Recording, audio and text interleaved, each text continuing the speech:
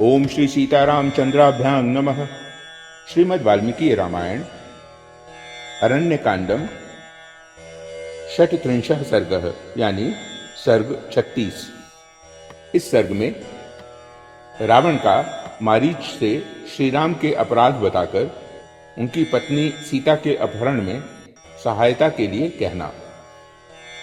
मारीच श्रूयतां तात वचनं मम भाषितः आर्तोस्मि मम चार्तस्य भवानी ही परमागतिः। तात मारीच, मैं सब बता रहा हूँ, मेरी बात सुनो। इस समय मैं बहुत दुखी हूँ और इस दुख की अवस्था में तुम ही मुझे सबसे बढ़कर सहारा देने वाले हो।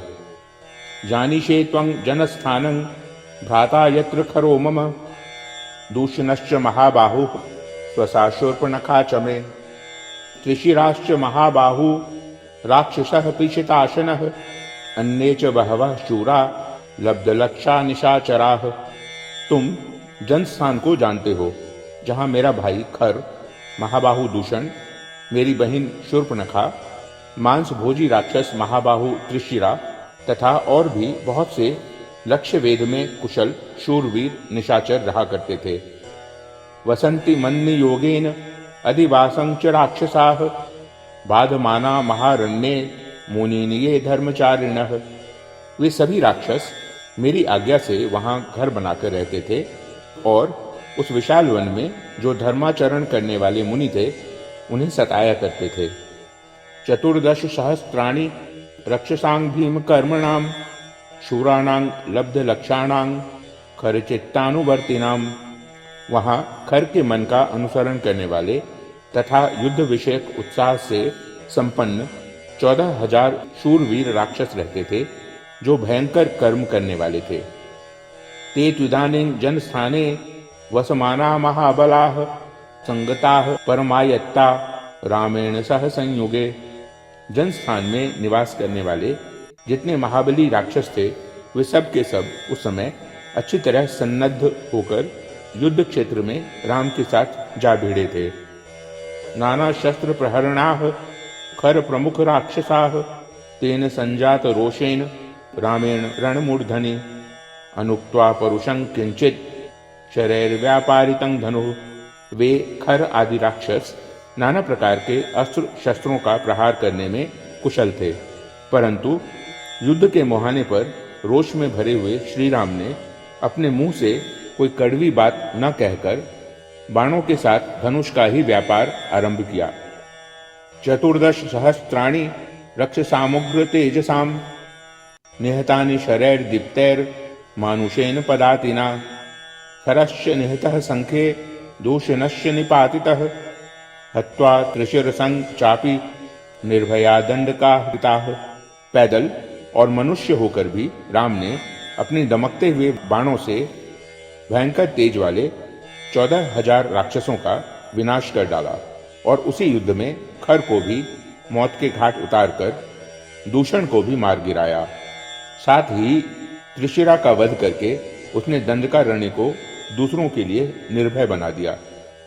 पित्रा निरस्त्रः क्रुद्धेन स भार्यः क्षीण जीवितः स हंता तस्य सैन्यस्य रामः क्षत्रिय पांसनः। उसके पिता ने कुपित होकर उसे पत्नी सहित घर से निकाल दिया है, उसका जीवन क्षीण हो चला है। वह क्षत्रिय कुल कलंक राम ही उस राक्षस सेना का घातक है। अशीलः कर्कशस्तीक्ष्णो मूर्खो लुब्धो जितेन्द्रियः त्यक्त धर्मा त्वधर्मात्मा भूतानामहिते रतः येन वैरं विनारण्ये सत्वमास्थाय केवलं कर्णनासापहारेण भग्नी में विरूपिता। अस्य भार्या जनस्थानात् सीतां सुरसुतोपमां आनयिष्यामि विक्रम्य सहायस्तत्र मे भव। वह शील रहित, क्रूर, तीखे स्वभाव वाला, मूर्ख, लोभी, अजितेंद्रिय, धर्म त्यागी, अधर्मात्मा और समस्त प्राणियों के अहित में तत्पर रहने वाला है, जिसने बिना किसी वैर विरोध के केवल बल का आश्रय ले मेरी बहन के नाक कान काटकर उसका रूप बिगाड़ दिया। उससे बदला लेने के लिए मैं भी उसकी देव कन्या के समान सुंदरी पत्नी सीता को जनस्थान से बलपूर्वक हर लाऊंगा। तुम उस कार्य में मेरी सहायता करो। त्वया ह्यहं साहाय्येन पार्श्वस्थेन महाबल रात्रिभिश्च सुरान् सर्वान् नाहमत्राभिचिन्तये तत्सहायो भव त्वं मे समर्थो ह्यसि राक्षस। महाबली राक्षस, तुम जैसे पार्श्ववर्ती सहायक के और अपने भाइयों के बल पर ही मैं समस्त देवताओं की यहाँ कोई परवाह नहीं करता। अतः तुम मेरे सहायक हो जाओ, क्योंकि तुम मेरी सहायता करने में समर्थ हो। वीर्ये युद्धे च दर्पे च न ह्यस्ति सदृशस्तव उपायतो महान शूरो महामाया विशारदः।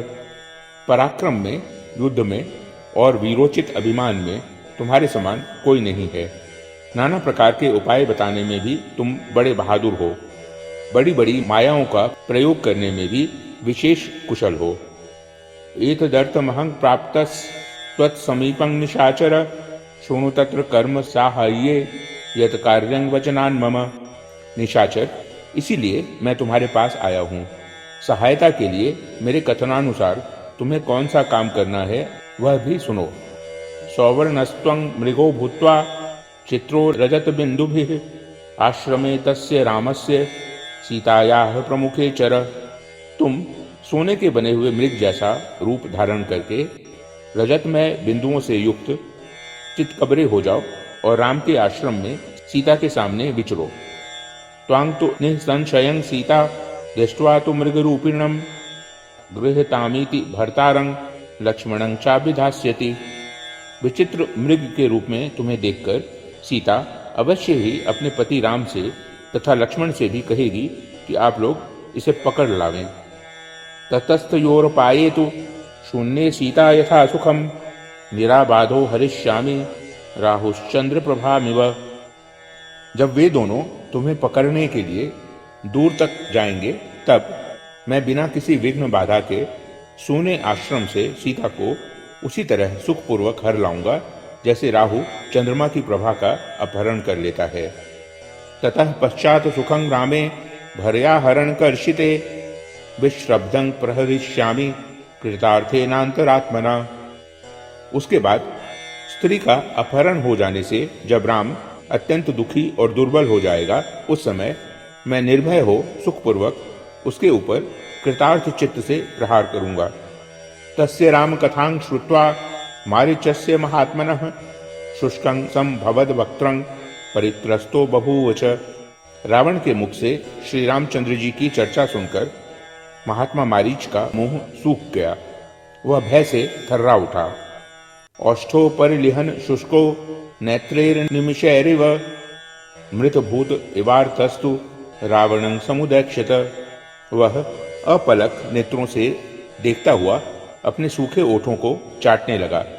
उसे इतना दुख हुआ कि वह मुर्दा सा दिखाई देने लगा। उसी अवस्था में उसने रावण की ओर देखा।